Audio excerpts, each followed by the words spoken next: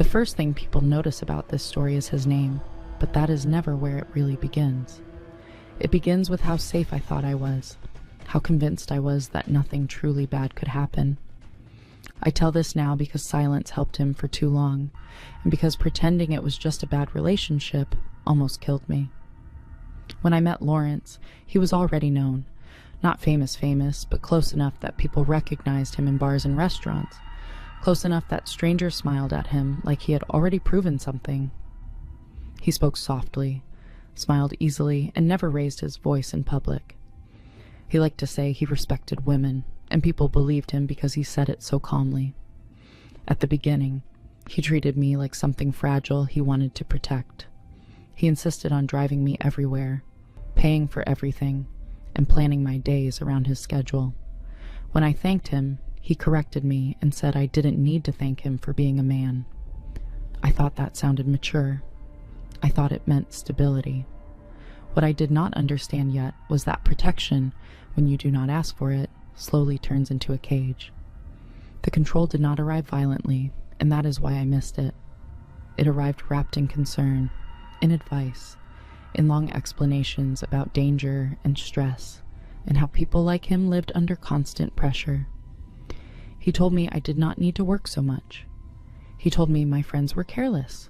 He told me the city was not safe for someone like me. Before anything physical happened, my world became very small. He did not forbid me from leaving the house at first, but he made it exhausting. Every plan required a discussion. Every errand came with questions. If I wanted to go out alone, he wanted updates. If I stayed too long, he wanted reasons. It was easier to stay home than to explain myself. The drinking became impossible to ignore. Bottles appeared faster than they disappeared. He started missing training sessions and laughed about it like it was a joke the coaches just did not get. When the suspension came after he drove drunk, the joke ended and the house changed. He stayed home all day, watching games, replays, interviews, and old highlights. Football never stopped. Each touchdown replay felt like it pulled something dark out of him, something tight and restless that needed an outlet. I did not know yet that I was becoming that outlet. After the suspension, the tension stopped hiding. The days grew heavier, slower, and more dangerous because I never knew which version of him I would face. Sometimes he ignored me completely, sitting inches from the screen with a drink in his hand, jaw clenched, eyes fixed like the game was happening inside his head. Other times he followed me through the house, correcting how I walked, how I cleaned, how I spoke. Before the first real beating, there were hours of pressure that felt unbearable. One afternoon, he accused me of distracting him during a game. I was standing behind the couch, not speaking, not moving, just existing in the room. He stood up suddenly, grabbed my arm, and squeezed until my fingers went numb. He did not shout. He spoke slowly and told me I needed to learn when to disappear. When I tried to pull away, he shoved me backward into the wall. My head hit hard enough to make my vision blur. He stared at me afterward, breathing heavy, like he was waiting for something from me. When I started crying, he walked away in disgust. From that day on, fear became part of my routine. I moved carefully. I spoke less. I slept lightly. I learned the sound of his steps and the rhythm of his drinking. I knew when to stay silent and when to answer quickly. None of it was enough. The night he dragged me to the basement did not begin with shouting. It began with football highlights playing too loudly and him drinking faster than usual. I tried to stay upstairs, but he called my name, slow and sharp, and I knew ignoring him would only make things worse.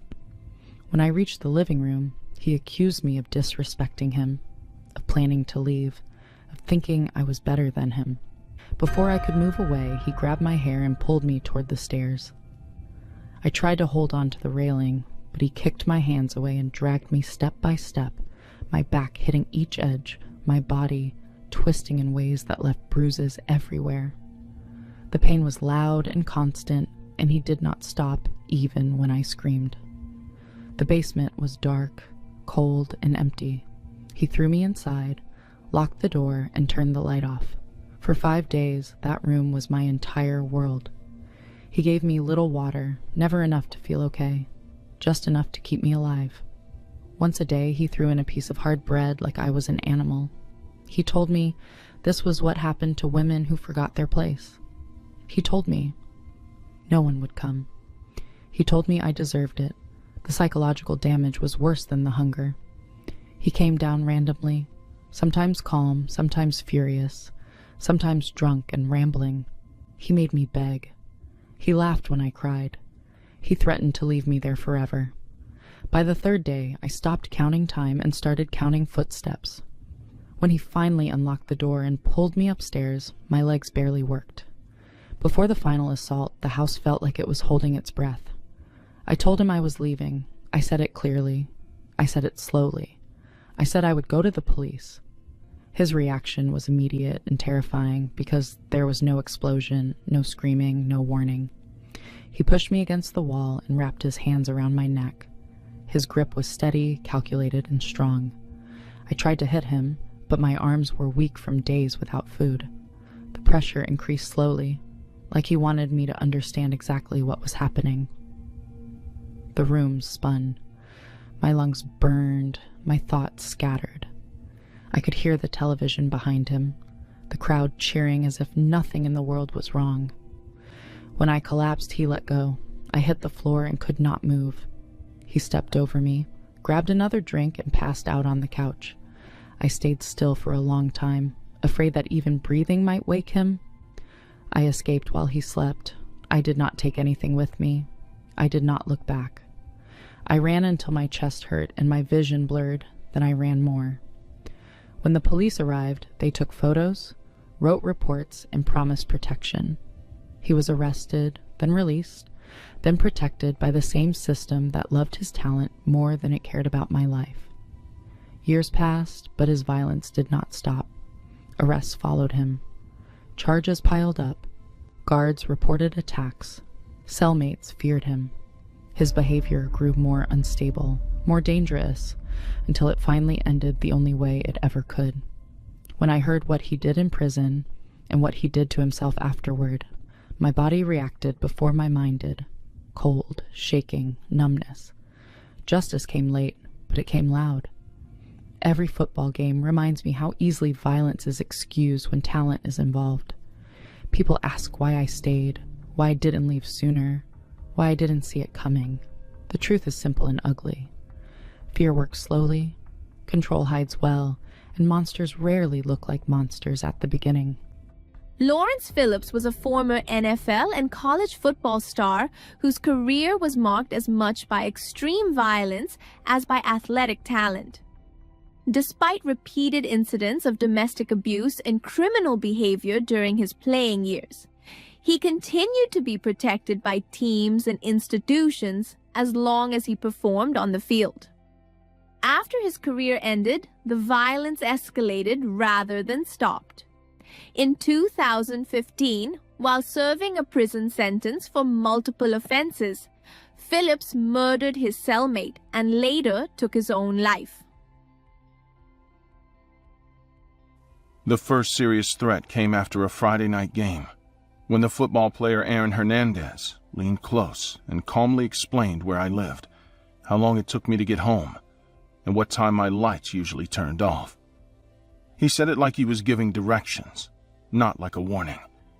And that was when I understood this was not part of the game anymore. I worked as a football referee for years, long enough to learn that players never forgive calls they think are unfair. Most of the time, anger stays on the field, and it burns out once the game ends. Sometimes it follows you, but you learn to ignore it because stopping feels like letting them win. Being Latino added another layer that the league never really wanted to talk about. Insults were disguised as jokes, and threats were dismissed as heat-of-the-moment reactions. Reports were filed, meetings were held, and nothing actually changed. Aaron Hernandez was different from the rest. He did not shout to impress his teammates, and he didn't lose control in obvious ways. He watched, he waited, and he spoke when he knew no one else was listening. The harassment became routine, slowly, which made it harder to explain and easier to deny. Cars followed me after games, always keeping the same distance, always turning away right before I reached my street. My car was scratched more than once, and the damage was too deliberate to be random. Aaron and a few other players made sure I noticed them outside the stadium. They parked near my house on different nights, sometimes sitting there without music, without talking, just watching. When I confronted the league, they suggested changing my route home and avoiding public places. My closest support was Mateo, another referee who had dealt with the same group of players. He understood the pressure because he felt it too, and we talked constantly about how long we could keep doing this before something went wrong. The game that changed everything was tense from the start. The crowd was aggressive, the bench was loud, and Aaron never stopped staring at us. It felt organized, not emotional, like they were waiting for an excuse. Before the first major incident, there was a long stretch where nothing happened, and that silence made everyone uneasy. Players stood too close after plays. Conversations stopped when we approached, and the bench reacted to every call with hostility. When Mateo called a late hit, Aaron stepped forward immediately, getting close enough that his helmet touched. His voice was low but clear, and he promised Mateo would regret humiliating him in front of everyone. Several players laughed, while others watched carefully like they were memorizing the moment. Later, Aaron delivered another illegal hit, and Mateo ejected him without hesitation. The reaction was violent, with players shouting, security hesitating, and objects thrown from the stands. Aaron walked off slowly, turning back just once to smile at us, as if this was exactly what he wanted. After the game, we waited inside longer than usual, listening to shouting outside and watching shadows move past the windows.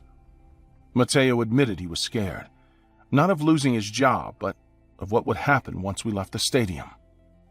That fear stayed with us in the following days, growing stronger instead of fading, especially when calls and messages started coming from unknown numbers late at night.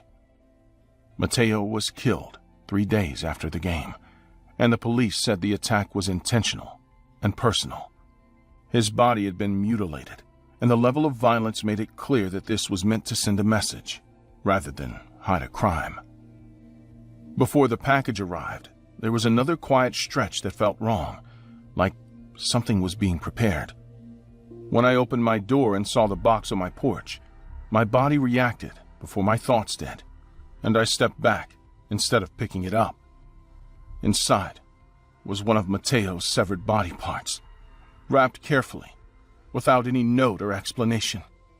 The message was obvious, and I spent the rest of that day sitting on the floor, listening for sounds that didn't belong in my house. That night, a car parked across the street with its headlights on, and had stayed there until morning.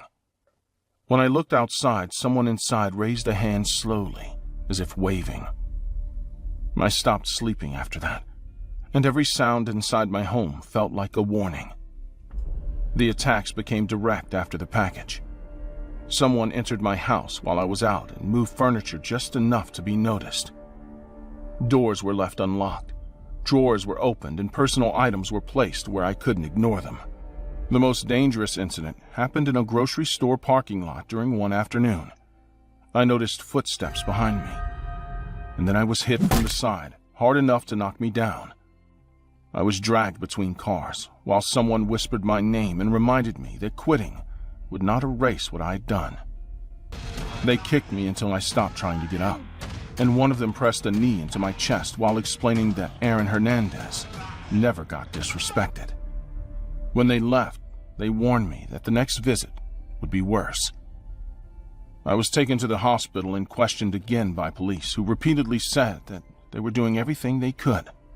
I didn't believe them. I stopped leaving my house unless it was absolutely necessary. After the attack, the fear stopped feeling situational and became constant, following me even inside places that were supposed to be safe. I stopped answering the phone entirely because every ring made my body tighten, and when I checked the voicemail later, I found recordings of heavy breathing and low voices repeating my name, slowly. One message mentioned the street where I lived and described the color of the car parked outside that night, and that detail alone was enough to convince me that someone was always nearby, paying attention to every movement I made. A few days later, I realized someone had been inside my apartment again, but this time, while I was home. I noticed when I found my bedroom door partially opened, even though I clearly remembered closing it. The television was muted, the remote placed carefully on the table, and one of my shoes was moved to the middle of the room, as if to make sure I would see it immediately. I stood there for a long time without moving, listening to the sounds of the building, trying to understand if I was alone or if someone was still watching me from somewhere I couldn't see. When Aaron was arrested for an unrelated murder days later, people assumed the danger had passed. I knew better, because the fear did not disappear. It settled in. Aaron Hernandez received a life sentence, but the relief people expected never came. The damage was already done. I live quietly now, but I never feel alone, even when no one's around. Sounds still wake me, and I still check locks more than once. This story is not about football anymore. It's about what happens when violence is allowed to grow unchecked, and how easily it crosses lines that cannot be undone. I'm telling this because silence did not protect Mateo, and it did not protect me, and because fear does not disappear just because a case is closed. Aaron Hernandez was a former NFL tight end whose rapid rise to fame collapsed after his involvement in multiple violent crimes. In 2013, he was arrested and later convicted for the murder of Odin Lloyd, a semi-professional football player who had been dating his fiance's sister.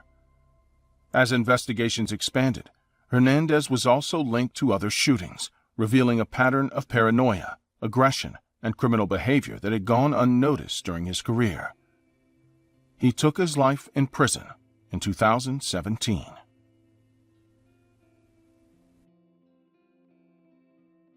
People think obsession is easy to spot.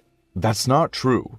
Obsession can sound calm, reasonable, and even caring when you first hear it, and that's how it slips into your life without asking for permission. I met Galen when I was barely holding things together. I was working, studying, and trying to act older than I felt.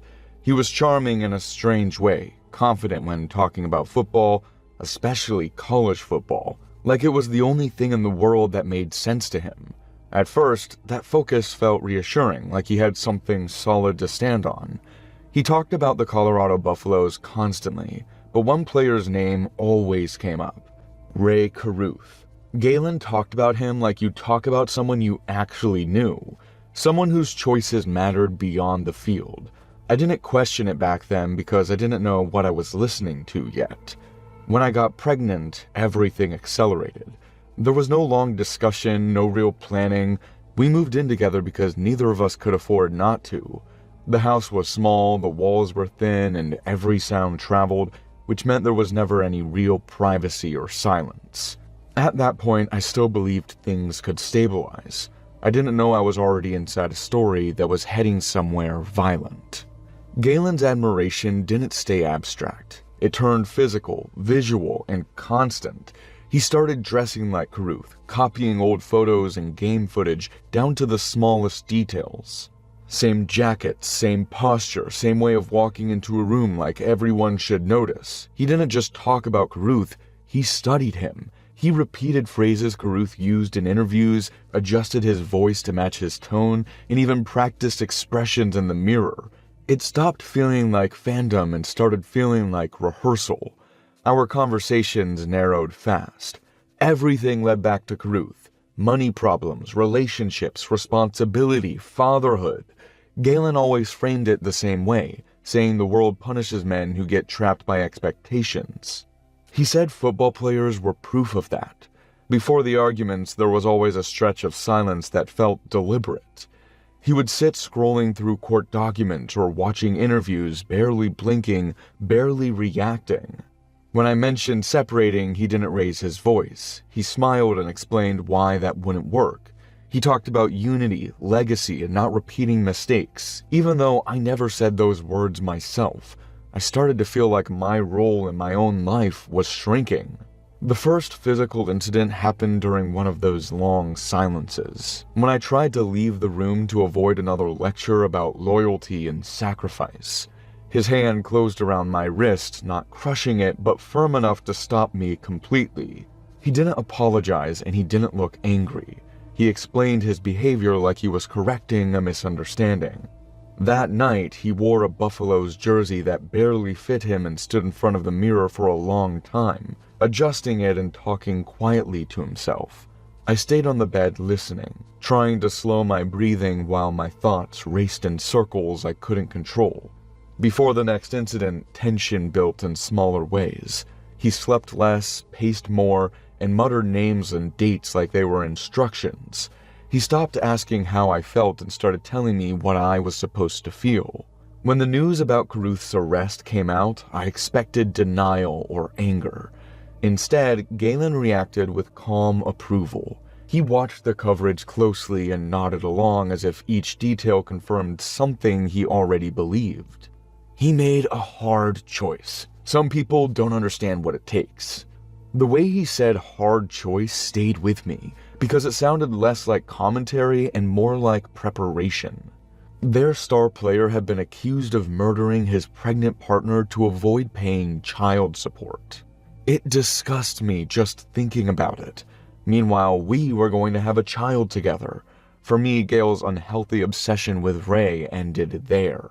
After that, Galen changed. Not explosively, but methodically. He started attending court hearings, sitting quietly in the back, taking notes and coming home energized. He talked about respect, about controlling the narrative, about how history remembers men who act decisively. Before every argument, there was a heavy buildup where he watched footage late into the night, pausing and rewinding specific moments. I could hear him breathing faster, tapping his fingers, whispering comments under his breath. When I finally said I was leaving, I expected yelling or threats. Instead, he stayed calm, which made everything worse. He told me leaving would complicate things and that complicated situations force people to make mistakes. You're not thinking clearly right now. I moved in with my sister and blocked his number. For a few days, nothing happened. That absence felt artificial, like the pause before something breaks. Then messages started arriving from unfamiliar numbers. Long messages explaining why separation would hurt everyone involved, why suffering could be avoided, why decisive action was sometimes mercy. I stopped reading them halfway through, but the tone lingered in my head.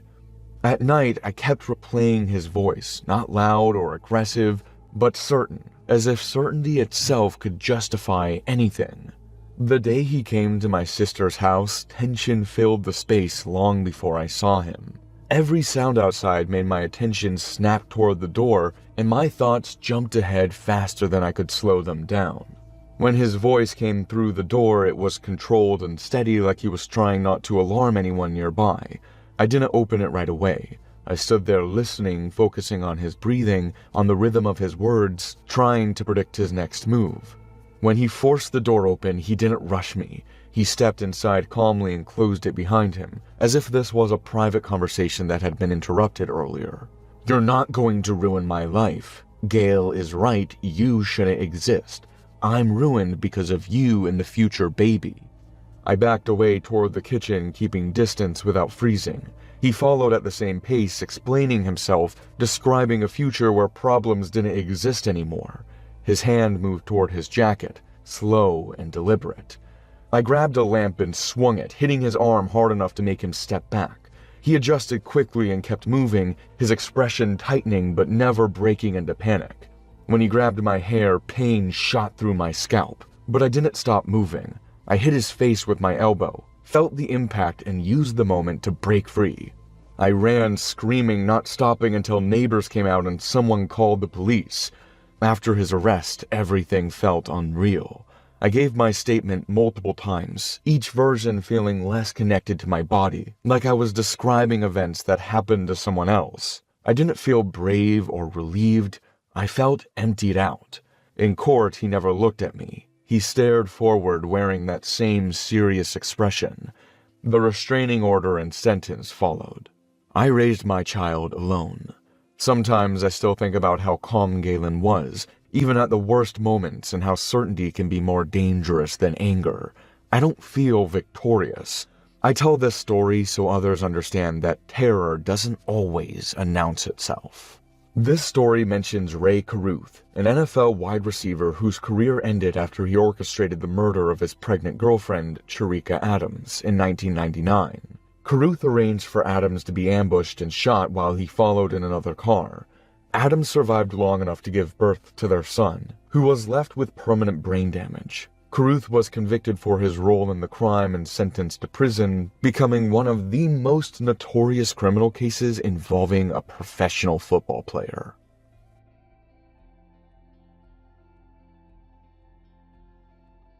Hi, I'm Jim, and I'm a former NFL player, and this is an experience I had back when I was playing football nationally. I still remember the day when I was drafted into the NFL. It was like a dream come true for me. Back when I was in college, my coach used to always tell me that I would make it big, and I did. But little did I know that being in the spotlight in front of the whole nation playing football would be so pressuring. Playing with teams that I had always admired from afar was a boon and a bane in its own way. Even the players on my own team were guys that I had been a fan of. Slowly but surely, the spotlight and the pressure started to affect my game, and for 2 consecutive games, I was benched. My teammates could see that I was struggling to handle the pressure and that our team was suffering because of it. That's when I decided that I had to do something about it and step up my game. So I decided to ask my coach to put a word in with the stadium authorities to allow me to practice every night all by myself. My coach was a nice and kind-hearted man, and he had seen my struggles firsthand. So he spoke to the authorities, and soon enough, I was granted access to the stadium every night. At first, I struggled to play alone as football is a team game. But soon I realized what my mistakes were, and I started working on them. Some nights, my coach would accompany me, but most of the nights, I was alone. My solo practice might have gone for about a few weeks when we had a big match coming up. The team that we were going up against was the nation's best back then, and truth be told, I was utterly terrified of playing against them. Even though my teammates have played against them, they had never won, and this cannot be even more. The night before the big match, all my teammates were resting in preparation for the next day's big event, but I was on edge. I was in the stadium sweating myself on the field. It wasn't easy playing against all those big faces, but I was determined to prove myself. That's when I heard somebody walking on the field. I turned and saw a familiar face, a face that I did not expect to see in the stadium so late at night. Now, let's call this player Joe Maxfield, as I do not want to reveal his true identity. But he was one of the star players of the opposite team, the team that we were going up against the next day. He was totally clad in his football gear and had a ball in his hand. It looked like he too wanted to practice one last time before the big game. I was stunned to see him, but continued practicing myself. A few minutes later, he walked towards me and spoke. "Hey man, how are you? You must be the new kid drafted by your team, right?" I was so awestruck that for a few seconds, I just kept looking at him with a ball in my hand and my mouth ajar. When he chuckled, looking at me, I controlled myself and spoke. Yeah, I'm the one." "So what you been doing here so late at night? Preparing for tomorrow's game?" "Yes, sir," I replied. "Me too, man. I am worried about playing against your team too. We might have won against them all the time, but those are tough players, and so are you." I honestly had nothing to say to him, so I just looked at him, dumbfounded. He chuckled again and said, "Want to play with me tonight?" "It would be an honor, sir," I replied. So for the next 2 hours, I played with probably the greatest player of our age, and he was the nicest, friendliest person I had ever come across. He gave me a lot of tips, corrected me when I was wrong, and also shared some secrets about the playing tactics of his own team. I had never expected to share a moment with such a great player, but there I was, learning from the best player of our generation. By the time we were done, he placed a hand on my shoulder and said, Don't let the lights, the bling, all the watching eyes, and the pressure from the media get to you, kid. You focus on your game and see how it goes from there. That was truly the best piece of advice somebody had given me till that day. Soon we said goodbye and promised to see each other the next day. I drove back to my hotel room with a satisfied mind and a happy heart. The next day I was woken up by my teammates, and all of them looked utterly sad. I instantly knew that something was wrong. Something terrible had happened, but I just did not know what. "Hey guys, what's going on? What's happening?" I asked them. "Hey bro, do you know Joe passed away? They say he had a heart attack in his sleep. Man, it was so unexpected. We were supposed to play against this team tonight, and he's no more. I think the match has been canceled." Jeff, one of my teammates, told me, "Wait, what do you mean Joe has passed away? When did this happen?" "They say it was probably yesterday or around midnight. Nothing has been clear yet, but the news is confirmed that Joe Maxfield is no more." Jeff confirmed once again. I just sat in the bed thinking to myself, how would it be possible? As I was playing with him into the early hours of the morning. I knew no one would believe me if I told them what happened last night. Soon, we were all officially informed that the game had been canceled and that Joe had died around midnight. The whole nation was grieving the loss of a legend, but I was still confused as hell. A few days later, I got my answers when me and my teammates attended Joe's funeral. When I walked near the coffin, I kid you not, I saw Joe's lips tilt upward a bit. The moment was so minute that only my eyes caught it. But it was as if he was trying to tell me and reassure me that he was there with me that night. After that day, I never looked back and took his advice. And now, years later, I am a successful NFL player who had recently retired. After his funeral, I searched the internet to investigate Joe's early life before he was famous. An article in a magazine said that Joe too struggled with the same problem I was struggling with, and one night he met someone who changed his life forever. Now that I look at it after so many years, I think Joe's spirit was trying to pass on the kindness he had experienced once upon a time at the start of his career.